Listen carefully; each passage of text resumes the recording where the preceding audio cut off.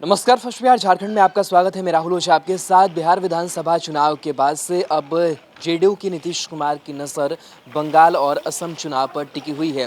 हालांकि बिहार चुनाव की अगर बात करें तो परफॉर्मेंस बेहतर नीतीश कुमार का नहीं रहा। हालांकि इसके बावजूद वो मुख्यमंत्री की कुर्सी तक पहुंचे, लेकिन जेडीयू लगातार अपने एक्सटेंशन को चाहती है और दूसरे राज्यों में भी अपना जो पैर है वो पसारना चाहती है। हालांकि इससे पहले दफ़े भी कई बार जो दूसरे राज्यों में चुनाव हुए वहां पर नीतीश कुमार ने जो आजमाइश की, लेकिन उन्हें मुंह की खानी पड़ी। बहरहाल जो बंगाल चुनाव है उस पर नजरें बनी हुई है, लेकिन एक बात तो तय है कि जिस तरीके से नीतीश कुमार का जो जनाधार है वो बिहार में ही गिरा हुआ है, ऐसे में क्या बंगाल जाकर क्या वो कोई करामात दिखा पाएंगे।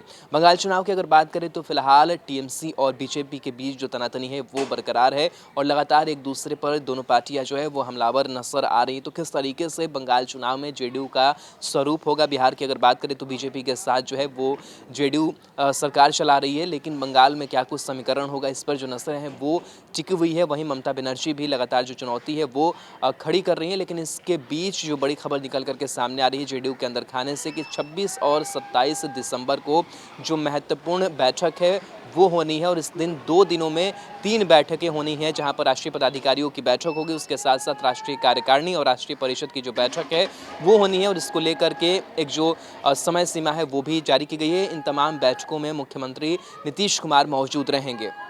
जेडीयू असम और पश्चिम बंगाल विधानसभा चुनाव में कितनी सीटों पर चुनाव लड़ेगी इसका फैसला 27 दिसंबर को पार्टी के राष्ट्रीय परिषद की बैठक में हो सकता है।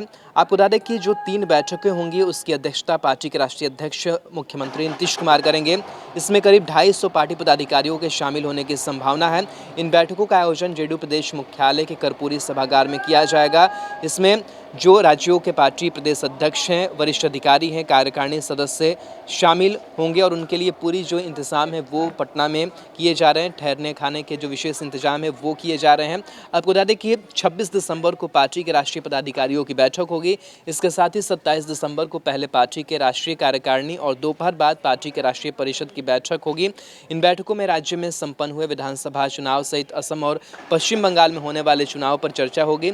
इसके साथ ही देश और जो बिहार में राजनीतिक हालात क्या है उस पर विचार विमर्श जो है वो किया जाएगा। साथ ही खबर ये भी निकल करके सामने आ रही, कुछ लोगों को महत्वपूर्ण जो जिम्मेदारियां हैं वो भी दी जा सकती है। दिसंबर को राष्ट्रीय कार्यकारिणी की बैठक में महत्वपूर्ण निर्णय लिए जाएंगे और इन निर्णयों पर उसी दिन दोपहर बाद होने वाले जेडीयू के राष्ट्रीय परिषद की बैठक में अंतिम रूप से मुहर जो है वो लगा दी जाएगी।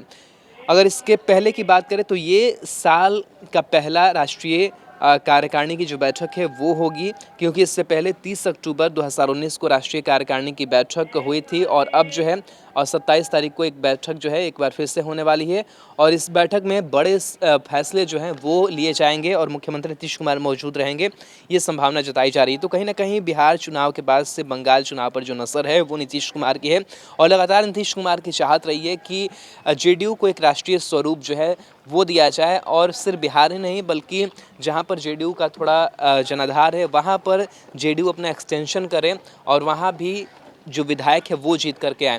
हालांकि ये सपने पूरे होते हुए दिखाई नहीं देते हैं। इससे पहले भी कई बार जो दूसरे राज्यों में जब चुनाव हुए तो नीतीश कुमार ने वहां पर कैंडिडेट उतारे, लेकिन उनका बुरा जो हश्र है वो हुआ। देखने वाली बात होगी कि बंगाल चुनाव में, असम चुनाव में किस तरीके से कितनी सीटों पर जो पार्टी है वो अपने उम्मीदवार देती है और किस तरीके का समीकरण का जो ख्याल है वो रखा जाता है। तो महत्वपूर्ण बैठक 26 और 27 दिसंबर को होने वाली और इस बैठक में कई महत्वपूर्ण जो फैसले हैं वो लिए जाएंगे।